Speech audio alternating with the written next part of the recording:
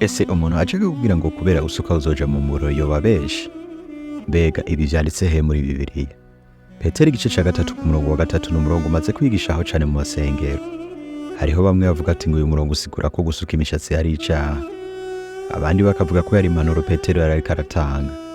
Gusoma ni kimwe no kuvuga ni kindi, ariko nyamukuru ni gutahura no kumenya. Reka dutangurire mu kaheze ko gusuka, maze dukomeze turebe ko Bibiliya ivuga ko ari icaha canke atari icaha. Akaheze kerekana ko ibisuko vyatanguye imyaka 28 Yesu ataraza kw'isi, kandi vyakoresheje ku mpamvu nyinshi zitandukanye. Bamwe basuka kwerekana inkomoko yabo, imitungo yabo. Abirabure bo muri Amerika nabo bakoresheje ibisuko kwereka abagenzi babo inzira ija ahari amahoro. Dusubiye inyuma mu kaheze k'Abaroma, vyari bisanzwe gusuka imishatsi. Mu bibumbwa vyakorwa kera, vyinshi vy'igisagore vyari bifise umushatsi usutse, kandi ubwo Petero na Paulo bavyanditseho, banditse ku vyo babona. Rero ntivyo bitangaje ko abagore benshi kera basuka imishatsi yabo. Reka twumve ukungene Petero yabivuzeho. Ugushaza kwanyu ntikube uko ku rukoba, ko gutsiba umushatsi, canke uwo kwambara inzahabu, canke kwambara impuzu nziza, ariko kube uko umuntu ahishijweho mu mutima. Petero wa mbere igice ca 3 umurongo wa 3 kugeza ku wa 4. Turevye neza, biboneka ko intumbero ya Petero yari kumenyesha ko ubwiza bwo mu mutima ari bwo buguriye kuja hejuru. None aha bisigura ko abigeme batemerewe gusuka imishatsi. Reka basi tuvuge, none abigeme ntibemereye kwambara impuzu nziza? Aha avuga ku mpuzu nziza herekana ko Petero atariko arabuza abigeme ngo bareke gukora ibi bintu, ahubwo ngo bashire hejuru ubwiza bwo mu mutima. Rero ni gute abigeme boshaza ubwiza bwo mu mutima?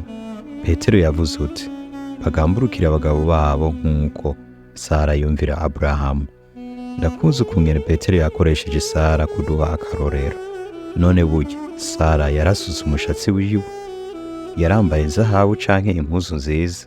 Ivyo biragoye kumenya, kubera ntago Bibiliya itubwira neza uko Sara yambara. Ariko urebye ukungene Imana yari yahezagiye Aburahamu n'ubutunzi, ntivyo bari bikwiyumvira ko Sara yambaye impuzu nziza, maze n'inzahabu. Dusubiye mu Itanguriro, aratwereka uko umwuzukuru wiwe Rebeka yatowe n'Imana yambaye. Ntagiye kurandirira, umukozi wa Aburahamu amaze kubona ibimenyetso bivuye ku Mana ko Rebeka ari wazoba umugore wa Isaka, yaciye amwambika impeta yo ku zuru n'ivyambagwa ku maboko. Ntiyagejeje ngaho, bageze mu rugo rw'umukobwa, yongeye amuha utugenegene tw'ifeza n'utw'inzahabu n'impuzu, kandi aha musaza we na nyina we ibintu vy'agaciro.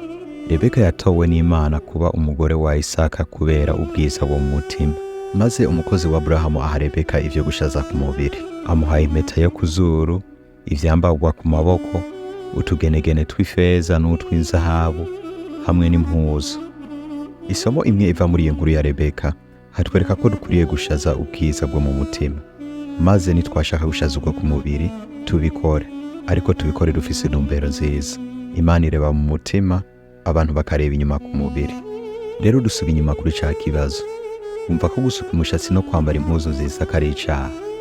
Kutagira ubwiza bwo mu mutima hamwe no kutumvira umugabo wawe nk'uko Sara yumvira Aburahamu navyo, wumva ari icaha?